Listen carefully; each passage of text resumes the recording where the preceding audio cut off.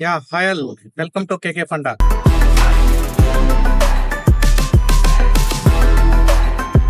Next ఈ wonderful వీడియోని మీ ముందుకు తీసుకుని వచ్చాను.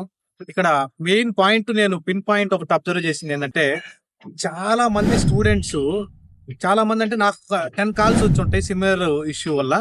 నేను వాళ్ళకి గైడ్ చేసింది ఏంటంటే, అన్న నేను ఆల్రెడీ ఒక నాన్ ఐటీలో వర్క్ చేస్తున్నాను, లేదంటే పార్ట్ టైం జాబ్ చేస్తున్నాను. నేను ఫుల్ ఫ్లెడ్జ్డ్ గా డెవాప్స్ నేర్చుకొని, నేను ఆల్రెడీ ఉన్న జాబ్ను వదిలేసి ఫుల్ ఫ్లెడ్జ్డ్ గా డెవాప్స్ నేర్చుకొని ఫుల్ టైం నేను టైం ఎఫర్ట్స్ పెట్టి డెవాప్స్ నేర్చుకొని డెవాప్స్ లోకి వస్తా అన్న. ఇప్పుడు ఉన్నదానికి నేను రిజైన్ చేయొచ్చా? కొంతమంది వేరే టెక్నాలజీ నుంచి డెవాప్స్ కి వచ్చే వాళ్ళు కూడా నేను ఆల్రెడీ ఉన్న టెక్నాలజీకి రిజైన్ చేస్తే మనకు 2 to 3 months నోటీస్ పీరియడ్ ఉంటుంది. ఆ నోటీస్ పీరియడ్ లో నేను బాగా ప్రిపేర్ అయ్యి క్రియేట్ చేయొచ్చా అని అడుగుతున్నాను. నా సజెషన్ ఏంటంటే, నాకున్నటువంటి ఎక్స్పీరియన్స్, మీకు వేరే ఆఫర్ లెటర్ ఉన్నంత వరకు ఎగ్జిస్టింగ్ జాబ్ ను మాత్రం రిజైన్ చేయొద్దు. నాకున్నటువంటి సజెషన్. ఎందుకంటే నేను ఒక పర్సన్ ని క్లియర్ గా అబ్జర్వ్ చేశాను.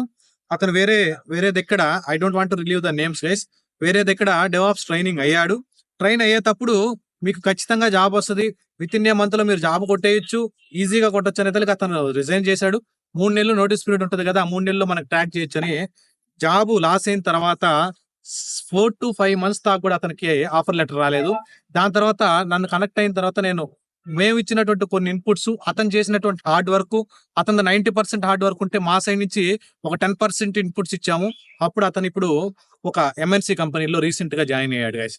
ఇటువంటి సిచ్యువేషన్ మన సబ్స్క్రైబర్స్ కి, మన స్టూడెంట్స్ కి రాకూడదు అనేసి, మీరు ఉన్న జాబ్ ని లీవ్ చేయకుండా, అంటే ఉన్న జాబ్ ని వదిలేయకుండా కొత్త జాబ్ కి ట్రై చేయండి.